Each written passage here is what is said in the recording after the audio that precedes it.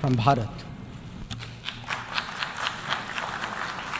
Let me begin by expressing our felicitations to the President of the General Assembly, His Excellency Dennis Francis, and our fullest support to the 78th UNGA's theme of rebuilding trust and reigniting global solidarity.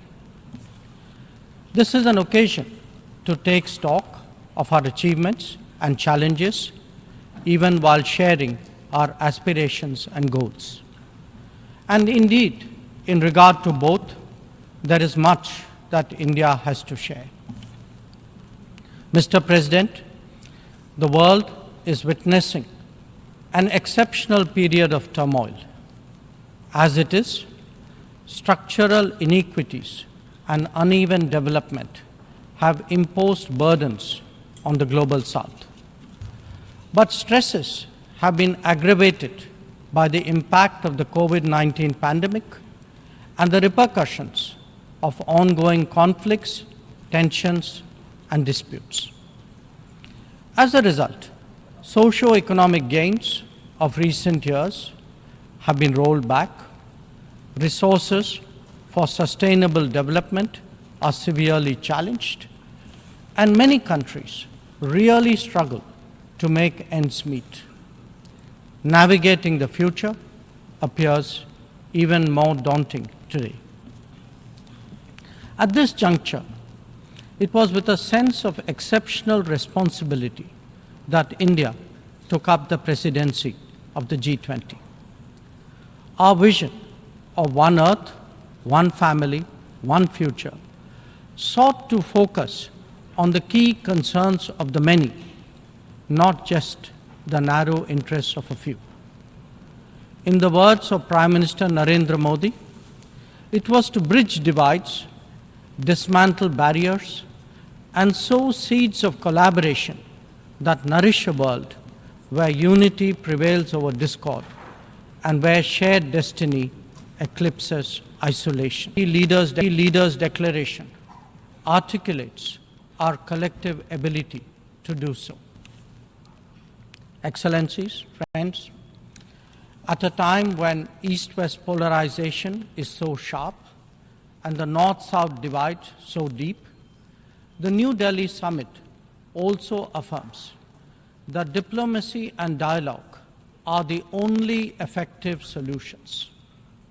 The international order is diverse, and we must cater for divergences, if not differences. The days when a few nations set the agenda and expected others to fall in line are over. As the United Nations itself symbolizes, finding common ground is an imperative. To listen to others and to respect their viewpoints, this is not weakness, it is the basics of cooperation. Only then can collective efforts on global issues be successful. Recognizing that growth and development must focus on the most vulnerable, we began the G20 presidency by convening the Voice of the Global South Summit. This enabled us to hear directly from 125 nations and place their concerns on the G20 agenda. As a consequence, issues which deserve global attention got a fair hearing. More than that, the deliberations produce outcomes that have great significance for the international community. Mr. President, it was also noteworthy that at India's initiative, the African Union was admitted as a permanent member of the G20. By doing so, we gave voice to an entire continent which has long been its due. This significant step in reform should inspire the United Nations, a much older organization, to also make the Security Council contemporary. Broad representation is, after all, a prerequisite for both effectiveness and credibility. The outcomes of the New Delhi G20 summit will surely resonate for years ahead.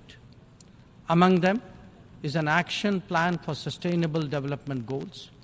From breaking news, detailed analysis, in-depth interviews and explainers, follow the Times of India. Subscribe to our YouTube channel. Don't forget to like our videos and hit the bell icon to stay updated with the latest.